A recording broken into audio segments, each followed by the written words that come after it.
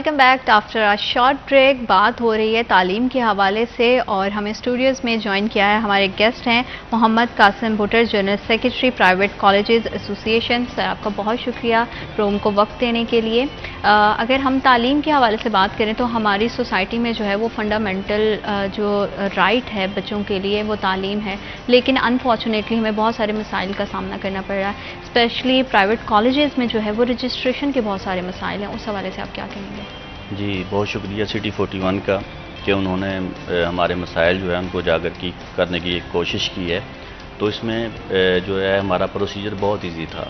2016-17 तक रजिस्ट्रेशन के मसाइल नहीं होते थे प्राइवेट कॉलेज के।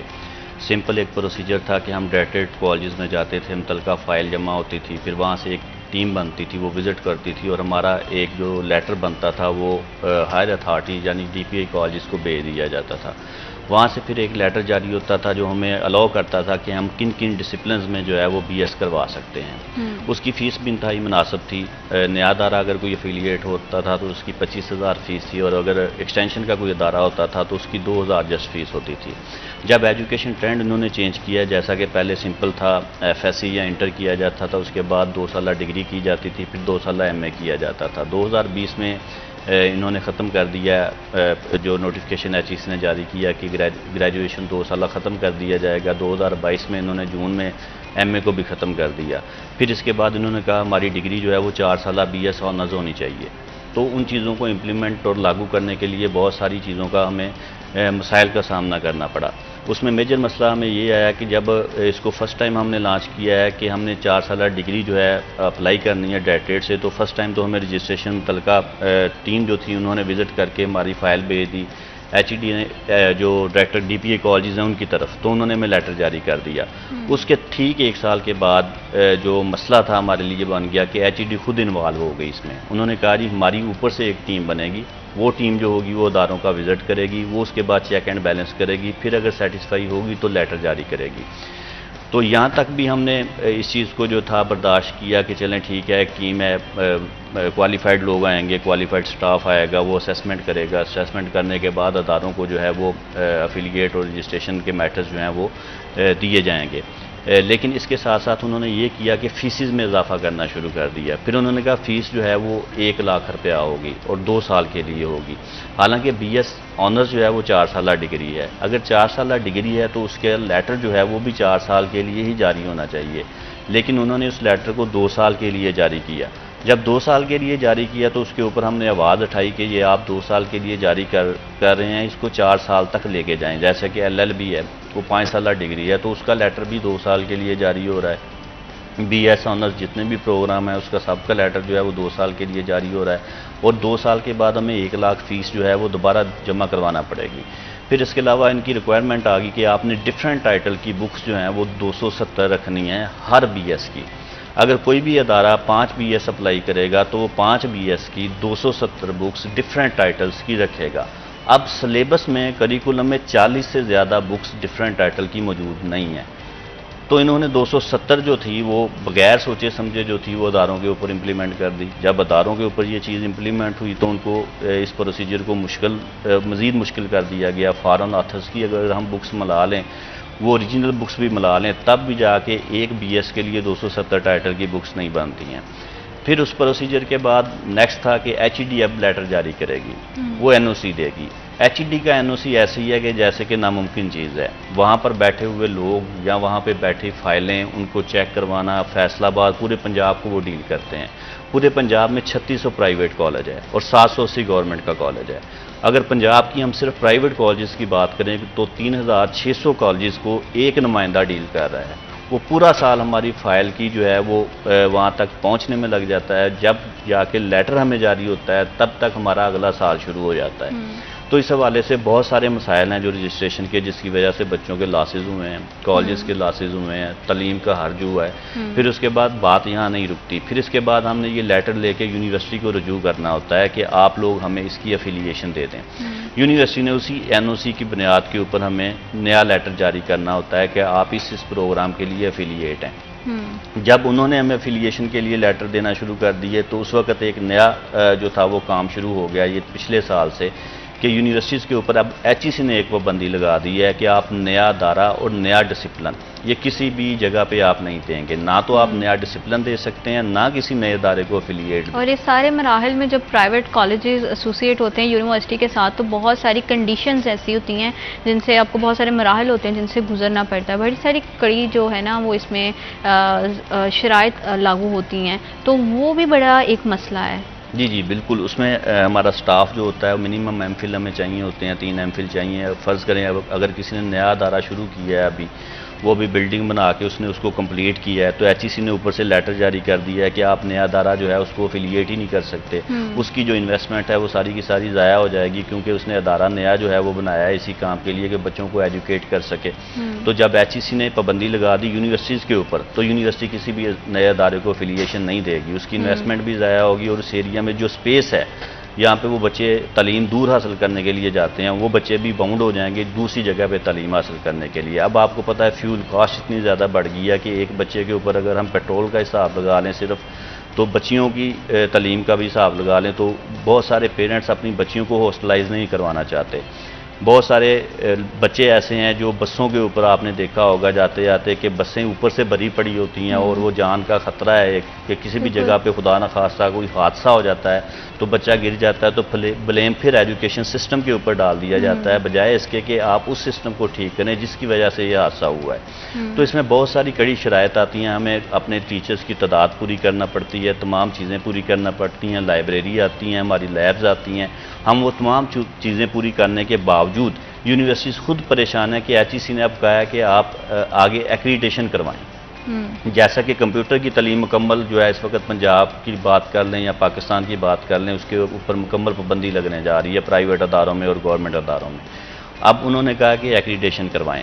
अब एक्रीडिटेशन का प्रोसीजर क्या है कि आपके पास एक PhD कंप्यूटर साइंस होना चाहिए। अगर 3600 कॉलेज हैं पूरे पंजाब में, तो 3600 कॉलेज को 3600 PhD चाहिए। अब गवर्नमेंट को ये सोचना चाहिए कि पाकिस्तान में टोटल कंप्यूटर साइंसेज में PhD कितने हैं। यूनिवर्सिटीज़ के पास भी PhD इतने नहीं है जितने प्राइवेट कॉलेज को चाहिए। तो इसका मतलब है कि हम अदारे जितने भी हैं हम 3600 PhD पूरे नहीं कर सकते। फिर दूसरी इंपॉर्टेंट बात है, कॉलेज का अपना एक पब्लिश शुदा जर्नल होना चाहिए। पाकिस्तान में 67 यूनिवर्सिटीज़ ऐसी हैं जिनके पास अपना जर्नल मौजूद नहीं है। तो एक प्राइवेट अदारा अपना जर्नल कैसे पब्लिश कर सकता है? फिर 1,50,000 इनकी ज़ीरो विज़िट फ़ीस है, वो पहले जमा करवाएंगे, उसके बाद फिर ये नेक्स्ट विज़िट के लिए एग्री होते हैं, नहीं होते फिर 2 लाख फ़ीस जमा होगी। उसके बाद अगर ये एग्री हो जाते हैं फिर 3 लाख जमा हो जाती है। अगर ये हमें लेटर जारी करना चाहें तो फिर 3 लाख जमा होगी। मतलब 11 से 12 लाख का एक्सपेंस एक्रीडिटेशन एक डिसिप्लिन के लिए हमें पे करना पड़ेगा। सही बात है। और दूसरा ये है कि इस सब में जब एजुकेशनल सिस्टम है वो इतनी बुरी तरह से इफेक्ट हो रहा है, तो वो डायरेक्टली असर जो है वो बच्चों की एजुकेशन पे भी जा रहा है। क्योंकि बच्चों की अगर तो हमारा आज तक हमारा एजुकेशनल सिस्टम को ही नहीं हम जो है वो अच्छे से बिल्डअप कर पाए और ये मसले मसाइल चलते रहते हैं। और उसमें जो है ना आजकल जैसे आपने बताया कि ट्रांसपोर्टेशन का मसला है, स्पेशली जो फीमेल्स हैं, जो फीमेल स्टूडेंट्स हैं, उनको आने जाने के लिए ट्रांसपोर्टेशन यूज़ करनी पड़ती है। बच्चे भी जारी बात है फ्यूल की भी बहुत प्राइसेस रेज हो गई हैं। तो वालिदैन के लिए जो एजुकेशन का मेयार है ना, वो मुझे लगता है कि उनके लिए वो बड़ा मुश्किल होता जा रहा है सब चीज़ें। और बच्चों की इसमें जो स्पेशली एजुकेशन है वो बहुत ज़्यादा इफेक्ट हो रही है। इतनी इफेक्ट हो गई है इसमें, अगर हम कोविड को देख लें ना, तो कोविड में जस्ट इस हद तक इफेक्ट हुई थी कि बच्चा जो था वो नॉलेज गेन नहीं कर सका। लेकिन अब जो इफेक्ट हुई है ना, ये ऐसी इफेक्ट हुई है कि बच्चा जो है वो डिफरेंट एक्टिविटीज़ की तरफ चला गया है। जैसा कि पेरेंट्स ने महंगाई होने की वजह से, बिजली के बिल ज़्यादा आने की वजह से 50% इस वक्त रेशो जो है वो कम हो गया है कि अदारों में 50% दाखिला कम हो गया है तमाम अदारों में। पेरेंट्स ने या तो गवर्नमेंट सेक्टर को चूज़ किया कि उसमें कम होती है, लेकिन आने जाने का पॉकेट मनी मिला के भी अगर हम अंदाज़ा लगा लें तो अगर 40,000 सैलरी एक वालद की है, पेरेंट्स की है, तो उसने 3-4 बच्चों को अगर कफालत करनी है, उनको पढ़ाना है, स्कूल गोइंग है, तो उसके लिए इंतहाई मुश्किल होगा। तो उसमें फिर यूनिवर्सिटी लेवल पे जाके तालीम के लिए बच्चों की सेमेस्टर फ़ीस वो डेफिनेटली बड़ी मुश्किल काम है। प्राइवेट सेक्टर वहाँ सेक्टर था जो हम 20-22 हज़ार सेमेस्टर की फ़ीस लेते हैं और उसमें बच्चे का सेमेस्टर जो है हम क्लियर करवाते हैं, जिसमें यूनिवर्सिटी को शेयर भी देते हैं, बाकी सारी चीज़ें भी करती हैं, यूनिवर्सिटी शेयर भी लेती है। यानी कि बच्चा भी हम पढ़ा रहे हैं, रजिस्ट्रेशन फ़ीस भी हम दे रहे हैं, एग्जामिनेशन फ़ीस भी हम दे रहे हैं, इसके बावजूद यूनिवर्सिटी पर स्टूडेंट हमसे शेयर भी वसूल करती है और शेयर भी उस वक्त लेती है जब बच्चे की आपने रजिस्ट्रेशन करवानी है, उसी के साथ एग्ज़ाम फ़ीस ले लेनी है, उसी के साथ रजिस्ट्रेशन फ़ीस ले लेनी है, उसी के साथ यूनिवर्सिटी का शेयर ले लेना है। हो सकता है बच्चा 2 महीनों के बाद अपनी स्टडी छोड़ जाए, तो वो एग्ज़ाम फ़ीस और यूनिवर्सिटी का शेयर जो है वो खामखा यूनिवर्सिटी के पास चला जाता है, जो कि नाकाबिले वापसी है। बिल्कुल। और वैसे भी जब एजुकेशन सिस्टम की बात होती है और बहुत सारे जो हमारे प्राइवेट कॉलेजेस हैं, जब वो इस तरह से एसोसिएट होते हैं यूनिवर्सिटी के साथ, तो जब उनके सेमेस्टर के दौरान या पूरा ईयर के दौरान तो जो मुश्किलात आती हैं, जब डिग्री कंप्लीट होती है तो डिग्री लेने में भी बहुत सारे प्रॉब्लम्स बच्चों को फेस करने पड़ते हैं। बहुत बार वो चक्कर लगाते हैं, बहुत उनको मसले मसाइल का सामना करना पड़ता है। उस हवाले से आप क्या कहेंगे? इसमें ये तो एक फैक्ट है।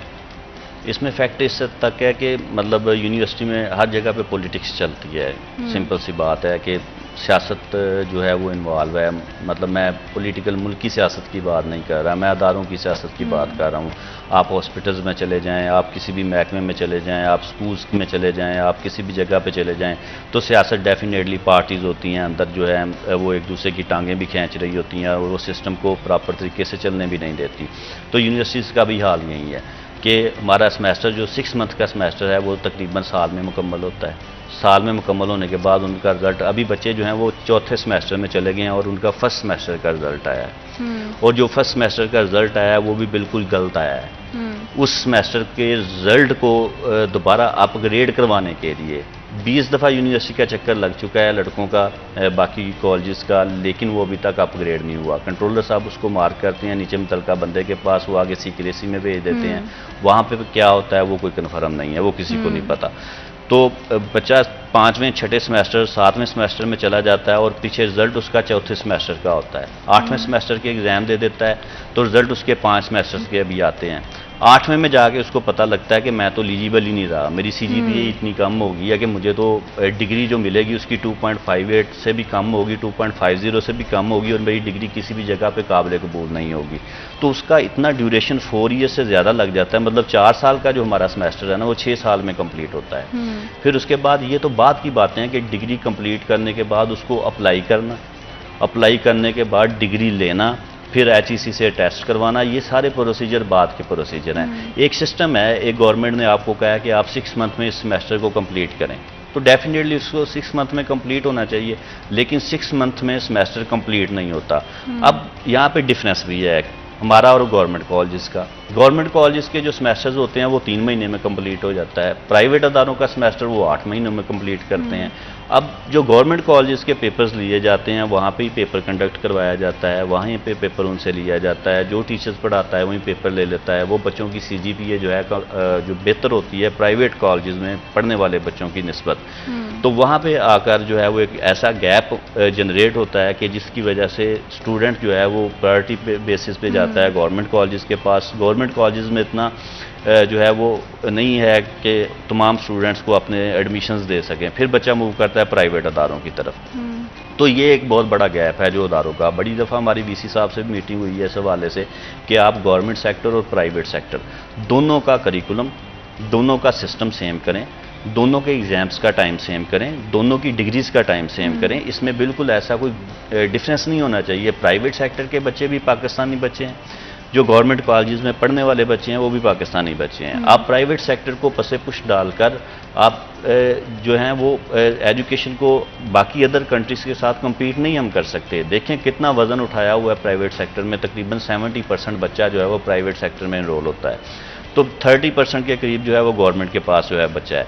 तो लिहाजा 3600 कॉलेजेस को एक तरफ आप रख लें और 780 कॉलेजेस को आप एक तरफ रख लें, उनकी तादाद और हमारी तादाद के टीचर्स और उनका डिफरेंस आप चेक कर लें, तो इसमें डेफिनेटली हमारे सेमेस्टर्स बच्चों के बहुत डिले होते हैं, बहुत लेट होते हैं और जिसकी वजह से उनको डिग्रीज़ और ख़ास तौर पे बच्चियों का मामला बड़ा सेंसिटिव होता है। पेरेंट्स अव्वल तो चाहते नहीं हैं कि उनकी बेटी जो है वो 4 साल डिग्री कोर्स की तरफ जाए, वो कहते हैं कि 2 साल डिग्री होनी चाहिए उसके बाद हम बच्ची की शादी कर दें। ठीक है, क्योंकि बच्ची की लाइफ जो है बड़ी कीमती होती है, इस हवाले से उसका टाइम नहीं ज़ाया किया जा सकता। बच्चों के हवाले से पेरेंट्स रिस्क ले लेते हैं, लेकिन इस वक्त मुल्की हालात ऐसे हैं कि कोई भी पेरेंट्स जो है वो रिस्क लेने को तैयार नहीं है। वो कहते हैं या तो ये आप पे लगवा दो या फिर इसकी इन टाइम जो है वो स्टडी को कंप्लीट करवा दें, या स्किल ऐसी होनी चाहिए कि ऑन स्किल्ड बेस बच्चा जो है वो साथ में अर्निंग शुरू कर दे। इसी हवाले से मज़ीद हम बात करेंगे। वक्त हुआ एक छोटी सी ब्रेक का, और ब्रेक लेते हैं। Will be right back after a short break.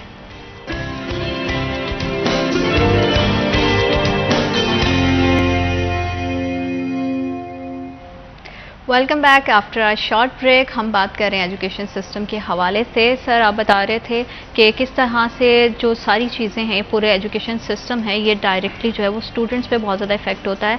Basically अगर बात निकल आए मेल फीमेल स्टूडेंट से बाहर आ जाएं, तो जो एजुकेशन है वो बेसिक हर किसी का राइट है, उसको मिलना चाहिए, चाहे वो बच्चियाँ हैं चाहे वो बच्चे हैं। लेकिन अनफॉर्चुनेटली हमारा सिस्टम इतना ख़राब है कि ना, वो जैसे आप बात कर रहे हो कि 4 ईयर डिग्री जो है वो 6 ईयर्स में कंप्लीट हो रही है, फिर वो 6 ईयर के बाद भी अगर उस बच्चे को बार बार इदारों के चक्कर लगाने डिग्री लेने के लिए बहुत ज़्यादा एफर्ट करनी पड़ रही है, तो ये मेरा ख्याल है कि लम्हा फिक्रिया है और एजुकेशन सिस्टम को इम्प्रूव होना चाहिए। तो इसकी इम्प्रूवमेंट के लिए क्या ऐसे इकदाम हैं जो किए जा सकते हैं? देखिए, मैं तो इसको सिस्टम ही नहीं कहता। पहली बात तो ये है कि सिस्टम जो चीज़ होती है ना, वो मतलब एक चीज़ है, उस पर इम्प्लीमेंटेशन हो रही है और अमल हो रहा है। सिस्टम में डेली चेंजेस नहीं होती हैं। हमारा एक एजुकेशन ऐसी सूरत हाल कर दी गई है, इसमें लम्हा बा लम्हा चेंजेस होती हैं। इतनी लम्हा बा लम्हा चेंजेस होती हैं कि हमें सोशल मीडिया से पता चलता है कि ये चेंजेस हो गई हैं और इनको इम्प्लीमेंट कर दिया जाएगा। तो ये जैसे इंटर में अभी कुछ बुक्स रिवाइज हुई हैं, तो अभी तक मार्केट में बुक्स नहीं आई हैं, बोर्ड्स तक लेटर नहीं पहुँचे कि कौन कौन सी बुक्स जो हैं वो चेंज हुई हैं। इंटर की अगर हम बात करें, 2 साल डिग्री है। फिर उसके बाद अगर हम ये बात करें कि 4 ईयर डिग्री प्रोग्राम्स की, तो उसमें हमने बड़ी कोशिश की है कि इसका एक ऐसा सिस्टम होना चाहिए कि आप हमें एक लाइन दे दें, आप हमें एक ऐसा लेवल दे दें कि जिसमें हमने चीज़ों को कंप्लीट करना हो। आप डेट्स को फिक्स कर दें कि इस डेट को मिड लेना है, इस डेट को हमने फाइनल लेने हैं, इस डेट को हमने क्लासेस स्टार्ट करनी है, इसको हमने क्लासेस ख़त्म करनी है। देखें, गैप उस जगह पे भी आता है जब बच्चा BS में दाखिला लेता है, वो बच्चा लेता है जिसका इंटर का रिज़ल्ट आता है। तो इंटर के रिज़ल्ट के बाद ही बच्चे ने BS में लेना होता है। अब यहाँ पे डिफरेंस, दोनों का कम्युनिकेशन गैप है। 9 बोर्ड्स हैं जो हमारे पंजाब के हैं, तो 9 बोर्ड्स अगर एक डेट अनाउंस कर दें कि हमने इस डेट को रिज़ल्ट जो है वो अनाउंस करना है, तो यूनिवर्सिटीज़ अपनी पॉलिसी जो हैं वो उन 9 बोर्ड्स की डेट के मुताबिक बना सकती हैं कि इन डेट को रिज़ल्ट अनाउंस होगा, यहाँ से लेके यहाँ तक हम बच्चों का एडमिशन की परमिशन देंगे, इतनी देर में हम अपने विजिट्स कंप्लीट करेंगे प्राइवेट कॉलेजेस के, उसके बाद हम इनको अलाउ करेंगे। यूनिवर्सिटीज़ खुद ब्लाइंड है, उनको खुद नहीं पता होता बाद चीज़ों का कि क्या ये चीज़ इम्प्लीमेंट होने वाली है या इम्प्लीमेंट होने वाली नहीं है, क्योंकि वो भी ऊपर से HEC की जो है रिकमेंडेशन है उनके ऊपर चलती हैं। अब HEC की अगर रिकमेंडेशन बैठे बैठाए आ जाती है कि अब आप हमें क्वालिटी चाहिए, तो उसके लिए जो है वो एक्रीडेशन करवाएं।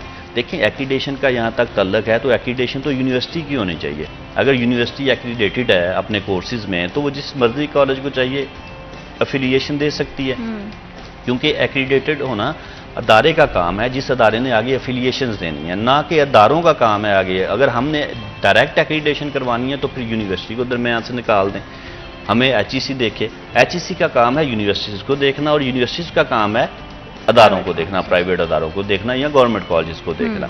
तो उसमें वो जो सिस्टम है ना, वो सारे सिस्टम में एक खराबी जनरेट हो चुकी है, जिसको ठीक करने के लिए जो है वो एक अच्छी गवर्नमेंट की ज़रूरत है। मेरे ख्याल में एक अच्छा एजुकेशन मिनिस्टर भी चाहिए और एक अच्छा जो है वो चेयरमैन HEC चाहिए, चेयरमैन PHEC को इन्वॉल्व होना चाहिए। इन सब लोगों को बैठ के पॉलिसीज़ को जो है उसके ऊपर नज़रसानी करनी चाहिए कि इस वक्त हम किस तरफ को जा रहे हैं। मैं आपको बता रहा हूँ कि पाकिस्तान की 50% जनरेशन जो है इस वक्त वो तालीम को छोड़ गई है।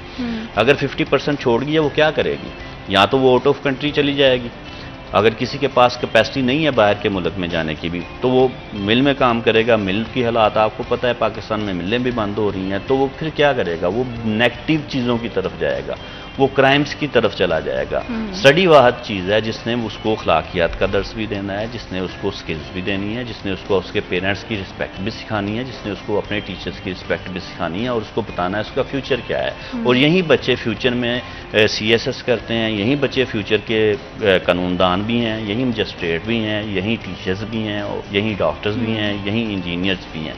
तो इसके लिए जब तक हमारा एजुकेशन सिस्टम ठीक नहीं होगा ना, तब तक हमारा मुल्क जो है वो तरक्की की तरफ नहीं जा सकता। लेकिन माजरत के साथ यहाँ पे मैं एक पॉइंट है जो रेज़ करना चाहती हूँ कि हम ये सारा जो मैनेजमेंट के मसले हैं वो तो हैं ही हैं, लेकिन उसके बावजूद जब अगर तालीम की बात करें ना, तो कॉलेजेस में थ्योरी पे ज़्यादा जो है वो फोकस किया जाता है बजाय प्रैक्टिकल वर्क के। तो जब बच्चे फील्ड में आते हैं, जैसे आपने कहा कि यही बच्चे जो है वो आगे जाके पाकिस्तान का मुस्तकबिल हैं, उनको जारी बात है यूथ ने ही जो है वो मुल्क की जो बेहतरी में कंट्रीब्यूशन करनी होती है। तो कॉलेजेस में सिर्फ मैनेजमेंट से हट के जब एजुकेशन की बात आती है तो वो भी निज़ाम कोई ख़ासा बेहतर तो नहीं है, उसमें भी बहुत ज़्यादा जो है वो अपडेट करने की उसको ज़रूरत है। जी, आपकी बात बिल्कुल ठीक है। अब कॉलेजेस में थ्योरी के ऊपर जो है वो ज़्यादा फोकस किया जाता है। इवन के मैं मतलब नाम नहीं लेता, कुछ यूनिवर्सिटीज़ भी ऐसी एफिलिएटेड होती हैं कॉलेजेस के साथ जो सिर्फ डिग्री अवार्डेड यूनिवर्सिटीज़ कह लें कि बच्चों के पास सिर्फ डिग्री होनी चाहिए। और बहुत सारे बच्चे भी ऐसे होते हैं जो कहते हैं कि जस्ट हमें डिग्री की ज़रूरत है, इसके अलावा हमें नॉलेज नहीं चाहिए, हमारे पास एक डिग्री और उस डिग्री को लेके हम जो है वो किसी भी जगह पे अप्लाई करके जॉब के ऊपर चले जाएं। लेकिन जो रेगुलर स्टूडेंट है वो बिल्कुल इससे बालातर होता है। रेगुलर स्टूडेंट मीन जिसने पीछे प्रॉपर मैट्रिक किया है, उसके बाद इंटर किया है, उसके बाद उसने आगे ग्रेजुएशन में एडमिशन लिया है, BS में लिया है, उसकी सारी की सारी कंसंट्रेशन जो होती है स्टडी के ऊपर होती है और उसका टोटल जो है वो माइंड होता है कि मैंने कुछ गेन करना है। तो प्रैक्टिकल की मैं अगर बात करूं तो उसमें डिफरेंट सब्जेक्ट्स होते हैं, जैसा कि मतलब इस्लामियात है, अगर BS इस्लामियात कर रहा है तो उसमें प्रैक्टिकली कोई चीज़ इन्वॉल्व नहीं होती है। अगर फिजिकल एजुकेशन की बात करें तो उसमें प्रैक्टिकल करवाना बच्चे को पड़ता है। कंप्यूटर साइंस की बात करें प्रैक्टिकल आ जाएगा।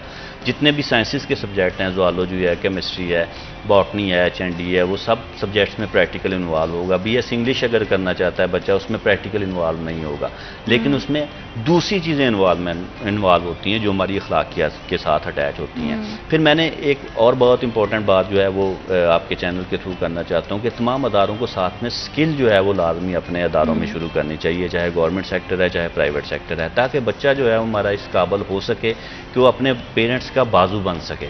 उसको स्किल होनी चाहिए, जैसा कि हमारे कंट्री में बहुत सारे लोग ऐसे, बहुत सारी हिस्ट्रीज, अब तो बहुत सारे हमारे बच्चे ऐसे इस काबिल हो चुके हैं जो सक्सेस स्टोरीज हम कह सकते हैं जिनकी बन चुकी हैं, जिन्होंने छोटी छोटी एजेस में जो है वो व्लॉगर या यूट्यूबर या इस तरह की स्किल या अमेज़ॉन में काम करके किसी ना किसी तरीके से, या गवर्नमेंट के इंस्टीट्यूट्स लगा लें, नेपटेक का एक कोर्स आता है, इसमें SEO, डिजिटल मार्केटिंग, वो सारे कोर्सेज जो हैं अब साथ में बच्चों को हमें अटैच करना पड़ेंगे।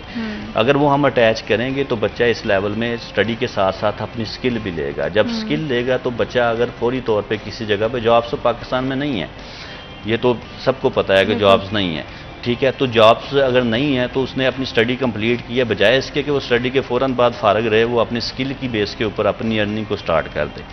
तो वो जो अर्निंग होगी वो उसके पेरेंट्स के लिए, उसके लिए कम से कम इतनी ज़रूर होगी कि उसके घर का खर्चा जो है वो चलना शुरू हो जाएगा। बिल्कुल। और यहाँ पे मैं एक और चीज़ जो है वो मैं ज़रूरी समझती हूँ कि ऐड किया जाए, जो एक बहुत एजुकेशन में एक पार्ट है जिसको हम बहुत बुरी तरह से निगलेक्ट कर देते हैं, वो होती है हमारी फाइनेंशियल एजुकेशन। बच्चों में फाइनेंशियल एजुकेशन नहीं है कि आप, जैसे अभी आपने बात की है कि स्किल की बात करी है, तो हम बच्चे सिर्फ क्या करते हैं कि किताबी जो चीज़ें हैं या उनके टॉपिक्स हैं उस पर फोकस उनका होता है, लेकिन स्किल पे कोई नहीं जाता है कि हम अपनी स्किल को पॉलिश करें। इवन तो बहुत सारे बच्चे ऐसे हैं कि बहुत नहीं, मैं तो अगर थोड़ा सा फिगर्स की बात की जाए तो शायद 80% 85% बच्चे ऐसे जिनको यही नहीं पता होगा कि उनके अंदर स्किल है क्या, वो किस चीज़ को जो है वो परस्यू कर सकते हैं। तो आपको लगता नहीं है कि अब हमारे तालीमी निज़ाम में एक तो इसको बेहतर होना चाहिए और दूसरा हमें जो है वो फाइनेंशियली एजुकेशन पे भी जाना चाहिए, बच्चों को पता होना चाहिए कि कौन कौन से सोर्सेज हैं जिससे वो इनकम जनरेट कर सकते हैं? जी डेफिनेटली। इसमें जब बच्चा जो है ना असल में स्कूल में एडमिशन लेता है तो हमारे पेरेंट्स में एक कंसेप्ट है कि बच्चे को जो है डॉक्टर बनाना है या इंजीनियर बनाना है, इसके अलावा तीसरी सोच नहीं है। या हम कॉपीज करते हैं, जैसा कि हमारे रिश्तेदार फलां का बेटा जो है वो डॉक्टर बना है, वो इंजीनियर बना है, हम वो उसका प्रेशर इतना अपने बच्चे पे जनरेट करते हैं कि उसकी एबिलिटीज़ को हम दबा देते हैं। पॉसिबल है कि हमारा बच्चा स्पोर्ट्समैन हो, वो अच्छा खेलने वाला हो, पॉसिबल है वो अच्छा स्पीकर हो, ये भी मुमकिन है कि वो उसमें स्किल बड़ी अच्छी हो, लेकिन हम उन सारी चीज़ों को दबा देते हैं सिर्फ इस वजह से, और उसको हर वक्त हम डिप्रेशन में लेके चले जाते हैं कंपैरिजन करके। इसमें वालिदैन को एक स्टडी की ज़रूरत होती है। एक अच्छा बच्चा जो है उस वक्त बनता है जब उसमें 3 चीज़ें किरदार अदा करती हैं, एक सोसाइटी उसकी, एक उसके पेरेंट्स और तीसरा उसका अदारा। अगर इन तीनों में से कोई एक गलत होगा ना तो बच्चा जो है वो कामयाबी हासिल नहीं कर सकता। ये चीज़ें पेरेंट्स को पहले सीखना पड़ेंगी कि हमें अपने बच्चे को किस लेवल पे लेके चलना है। वो अगर इसी लेवल पे रहेंगे कि स्टार्ट से ही उसके जहन में डाल देंगे कि आप मेरे डॉक्टर हो, ये मेरी बेटी डॉक्टर है, ये मेरा बेटी इंजीनियर है, या बेटा डॉक्टर है, बेटा इंजीनियर है। बिल्कुल, हम छोटे छोटे बच्चों का कहना शुरू करें, ये बच्चा खुद ही डिसाइड कर लेते हैं ये डॉक्टर बनेगा, ये इंजीनियर बनेगा। ये हमारा ऐसा कॉन्सेप्ट है जिसको ख़त्म नहीं हम आज तक कर सके, और इसी वजह से हमारे बहुत सारे बच्चे जो हैं वो मेंटली तौर पे जो अच्छे नंबर ले सकते हैं वो नहीं ले सके। बिल्कुल, वो एफए में अच्छे मार्क्स ले सकते थे लेकिन उनको एफएससी मेडिकल करवाई गई, बिल्कुल, वो बच्चा मरीज हो गया। इसी मौजू को आगे बढ़ाएंगे वक्त तो एक छोटे से वक्फे का, वक्फे के बाद आपसे फिर से मुलाकात होती है। Will be right back after a short break.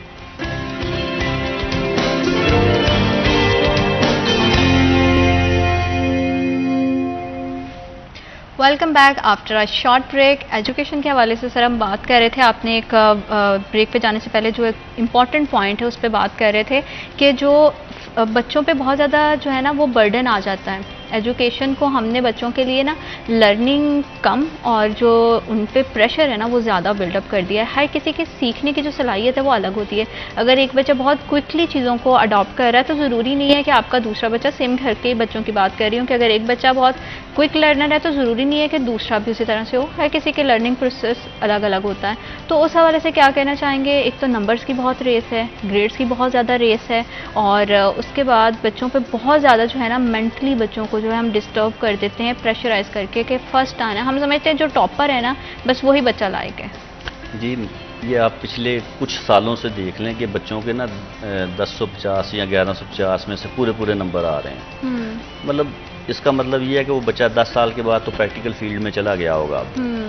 आपने उनमें से आज तक सुना है कोई साइंसदान बना, कोई डॉक्टर बड़ा अच्छा काबिल निकल आया हो, कोई इंजीनियर बड़ा अच्छा बन गया हो? मैंने तो बैक बेंचर्स को बड़ी अच्छी अच्छी पोजीशंस पे देखा है। हाँ ये बिल्कुल टॉपर्स वाला जो कॉन्सेप्ट है ये तो बिल्कुल आप इससे अंदाज़ा लगा लें कि नंबर की रेस में हम अपनी एबिलिटीज़ खो चुके हैं। हमने अपनी एबिलिटीज़ दबा दी हैं। हमने सिर्फ क्या किया, हमने फोकस किया कि हमने मार्क्स देने हैं। पेरेंट्स ने फोकस किया हमारे बच्चे की पोजीशन होनी चाहिए, बस इसके अलावा हमें कुछ नहीं चाहिए।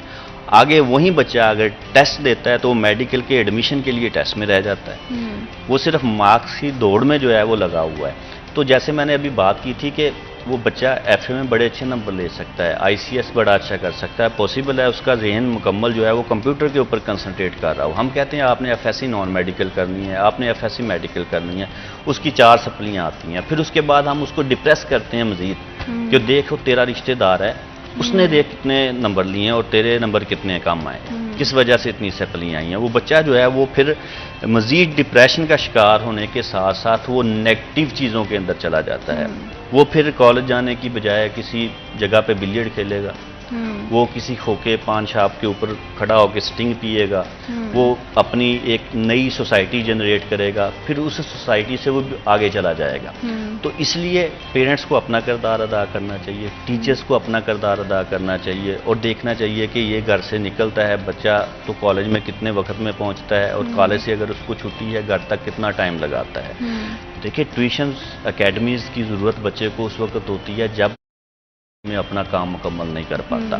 तो ये सारी चीज़ें बच्चे की एबिलिटीज़ के ऊपर मैटर करती हैं, डिपेंड करती हैं। अगर हम किसी भी चीज़ के ऊपर उसकी ताकत से ज़्यादा बोझ डाल देंगे तो वो चीज़ बैठना शुरू हो जाएगी। यही हमारे साथ हो रहा है, यही हमारे मुल्क के साथ हो रहा है, यही हमारे बच्चे के साथ हो रहा है। और अब अगर हम सिचुएशन को देखें तो कोविड के बच्चे जो थे वो आगे तालीम हासिल करते करते अब एक ट्रैक पर चढ़ गए हैं, लेकिन अब जो छोड़ के गए हैं ना वो ट्रैक पर नहीं आएंगे।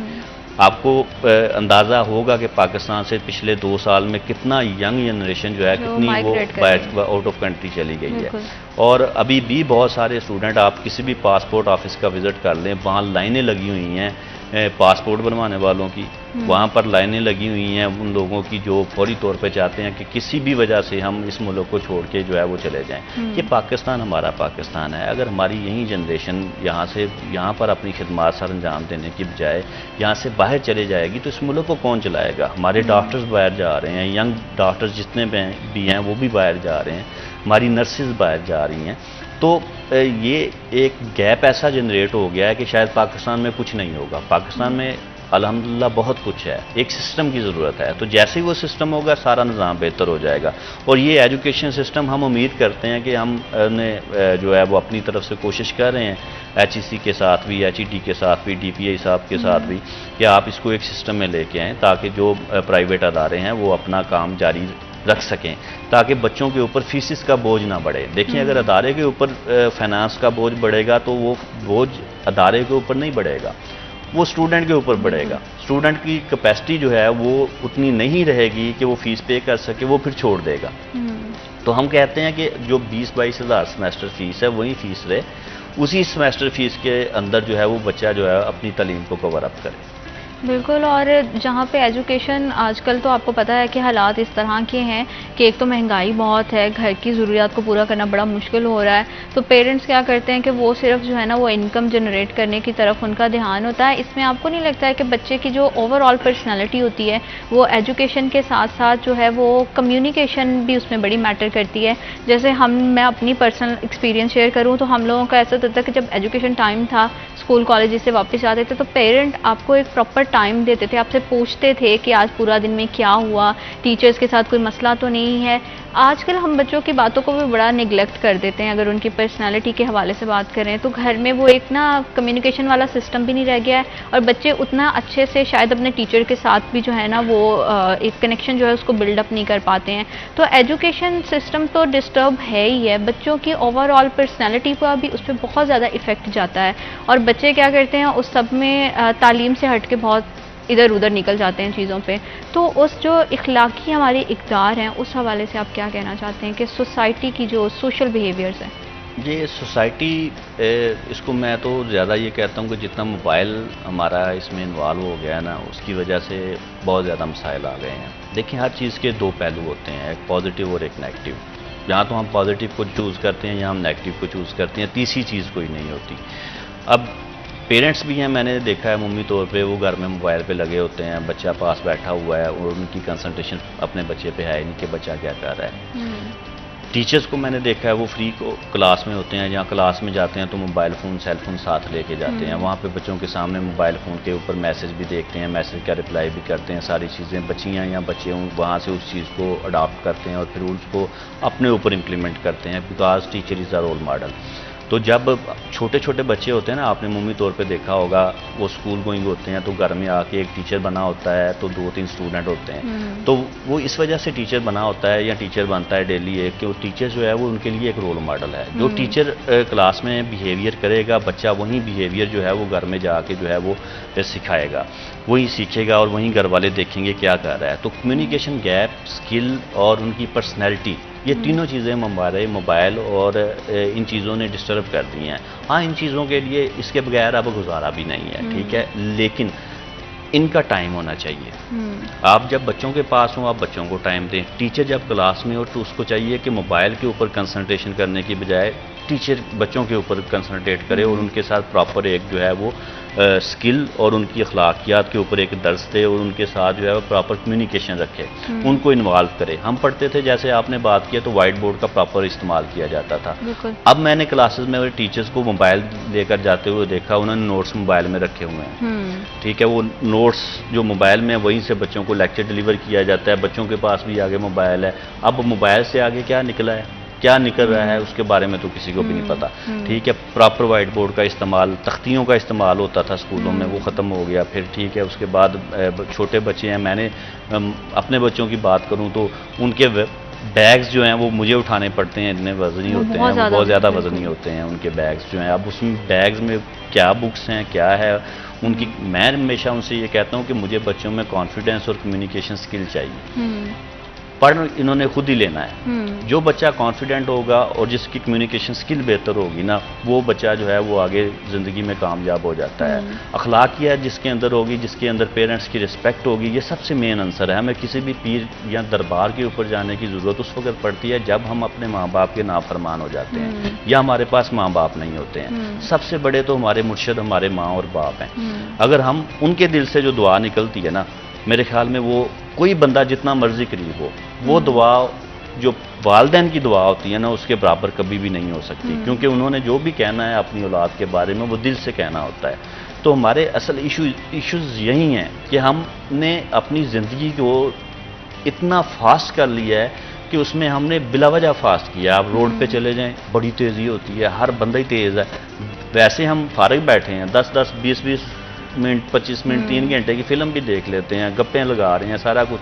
जैसे ही हम बाइक पे बैठते हैं या गाड़ी पे बैठते हैं, टी टी पाँ पाँ का शोर हमने शुरू कर देना होता है कि ये साइड पे नहीं हो रहा, और जितनी तेज़ी होती है वो सारी हम ट्रैफिक पे निकाल देते हैं, और इसकी वजह से रोड एक्सीडेंट्स भी बहुत ज़्यादा होते हैं। सर बहुत शुक्रिया हमारे प्रोग्राम के लिए वक्त निकालने के लिए। और एजुकेशन सिस्टम की अगर बात करें तो एजुकेशन जो है वो फंडामेंटल राइट है। हर बच्चे को एक्सेस होनी चाहिए एजुकेशन तक, ताकि वो जो है वो अपनी मुस्तकबिल को बेहतर बना सके, और इसमें हमारी तालीमी अदारों का बहुत बड़ा किरदार होना चाहिए और हमारी गवर्नमेंट का। तो उम्मीद करते हैं कि हमारा सिस्टम जो है उसमें कोई बेहतरी आए, और अल्लाह पाक आपको भी अपनी हिफ्ज़-ओ-अमान में रखे और हमारे मुल्क पाकिस्तान को भी अपनी हिफ्ज़-ओ-अमान में रखे। अपना बहुत सारा ख्याल रखिएगा। प्रोग्राम का वक्त खत्म हो गया, मुझे ज़ीनत सरफराज को दीजिए इजाज़त। अल्लाह हाफ़िज़।